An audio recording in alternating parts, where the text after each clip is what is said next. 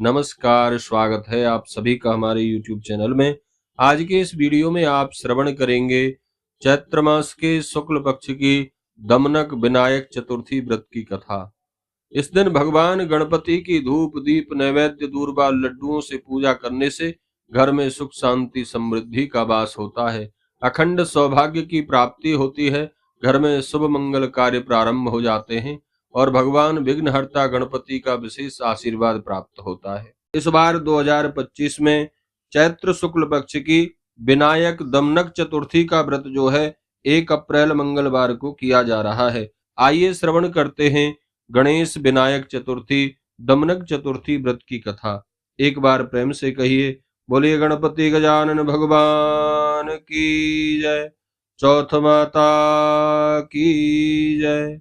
प्राचीन काल की बात है, एक नगर में एक ब्राह्मण रहता था जिसका नाम सुमंत था। वह बहुत ही धार्मिक और भगवान गणेश का भक्त था।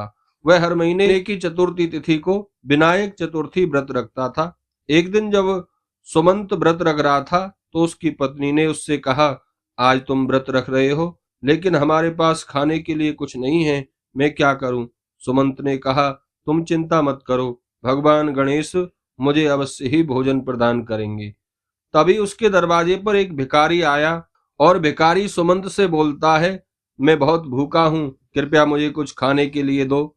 सुमंत ने कहा, मैं व्रत रख रहा हूँ लेकिन तुम्हें खाने के लिए देने को मेरे घर में अन्न का एक दाना भी नहीं है, मैं तुम्हें क्या दूं?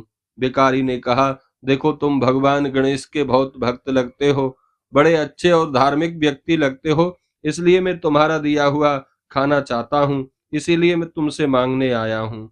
सुमंत ने सोचा कि भगवान गणेश ने ही मेरी परीक्षा लेने के लिए इस व्यक्ति को भिखारी के रूप में मेरे द्वार पर भेजा है और द्वार पर आए हुए अतिथि का सत्कार करना, भूखे को भोजन देना एक सद्गृहस्थ का परम कर्तव्य है। उसने अपनी पत्नी से कहा, हमारे पास तो कुछ नहीं है लेकिन मैं भगवान गणेश से प्रार्थना करूंगा कि वह हमें कुछ दें। सुमंत ने भगवान गणेश के सामने बैठकर करुणा भरी पुकार से भगवान विघ्नहर्ता विनायक गणेश जी का वंदन किया, प्रार्थना की।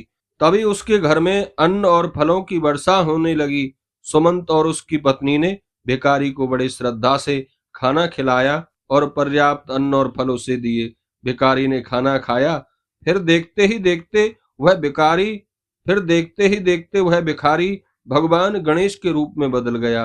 भगवान गणेश ने सुमंत और उसकी पत्नी को आशीर्वाद दिया और कहा कि तुम दोनों मेरी परीक्षा में पास हो गए हो, इसलिए मैं तुम्हें सुख समृद्धि और धन प्रदान करता हूँ। इस तरह सुमंत और उसकी पत्नी को भगवान गणेश का आशीर्वाद मिला और वे सुखी जीवन व्यतीत करने लगे। भगवान गणेश अपने दूसरे भक्तों के मन की सभी शुभकामनाओं को पूर्ण करें। बोलिए गणपति गजानन भगवान की जय।